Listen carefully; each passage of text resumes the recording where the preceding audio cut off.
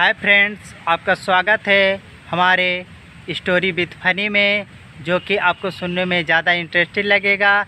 तो मैं इसी तरह की कहानी हमेशा लाते रहता हूं, तो शेयर कर दीजिए, लाइक कर दीजिएगा और सब्सक्राइब कर दीजिएगा। और जो आज आप लोगों को कहानी बताने वाला हूं, वो कहानी मोर और हंस की कहानी है, जो आपको सुन करके बहुत ही अच्छा।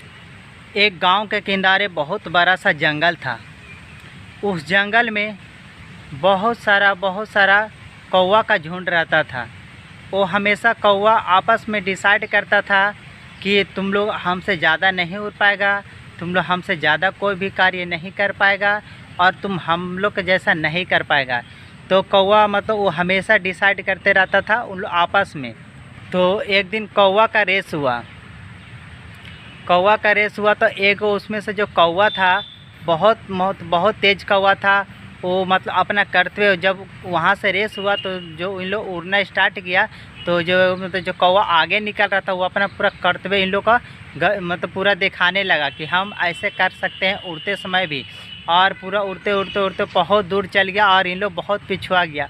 तो फिर वापस आया फिर अपने स्थान पर जा कर के बैठ गया।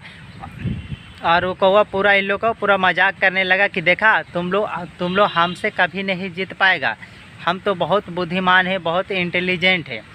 तो एक दिन वहाँ से गुजर रहा था, तो कौवा ने बोला, हु आर यू, तुम कौन हो? तो वो बोला, मैं हंस हूँ जे। तो कौवा बोला, कहाँ जा रहे हैं आप? तो बोला, मैं एक दूसरे देश में जा रहा हूँ। तो फिर कौवा उसको जानते क्या बोला, आप हमसे रेस लगाएंगे? तो हंस बोला, नहीं, हम तो रेस नहीं लगाएंगे।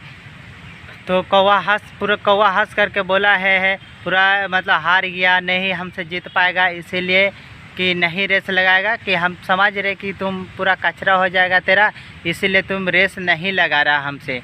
तो हंस बोला, क्या कर सकते भाई, ये ऐसे मेरा सामने बोल रहा है। और फिर हंस बोला, ठीक है, चलो चलो तुमसे मैं रेस लगा ही लेता हूँ। तो हंस और कौवा उड़ गया।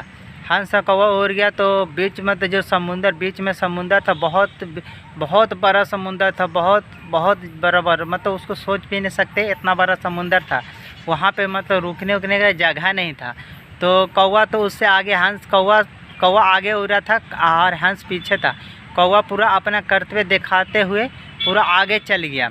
तो और फिर आगे चल गया, तो हंस अपना धीरे धीरे उड़ जा रहा था। तो फिर कौवा बोला कि भाई, मैं तो बहुत थक गया हूँ और मुझे समझ में नहीं आ रहा है, यहाँ पे तो कुछ बैठने के लिए भी जगह भी नहीं है।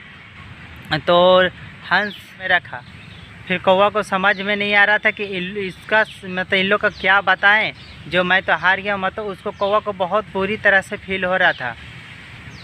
तो हंस ने कौवा को बोला, देखो, तुम कितनों ही भी तेज़ हो, पर लोगों को सामने ऐसे मत करना कि हम बहुत तेज़ है, बहुत इंटेलिजेंट है, और लोगों को सामने मत शो करना कि हम इतना तेज़ है।